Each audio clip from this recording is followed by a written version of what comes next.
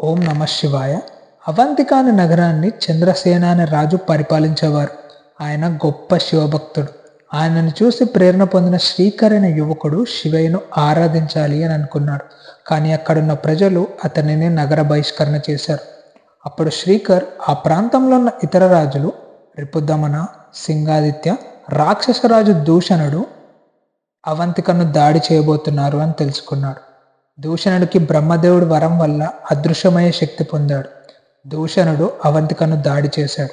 శ్రీకర్ మరియు వృద్ధి అనే పూజారి శివయ్యను ప్రార్థించారు. వారి ప్రార్థనలకు మెచ్చిన శివయ్య పార్వతీమాత పక్కనున్న నేలను చీల్చుకుంటూ మహాకాలుడిగా ప్రత్యక్షమయ్యారు. ఒక్క గర్జనతో ఆ రాజుని అతని సైన్యాన్ని నాశనం చేశారు. అవంతిక అనే నగరాన్ని మనం ఇప్పుడు ఉజ్జయిని అని పిలుచుకుంటాం. ప్రజల కోరిక మేరకు శివయ్య మహాకాళేశ్వర జ్యోతిర్లింగంగా అక్కడనే ఉండిపోయారు. ఓం నమ శివాయ.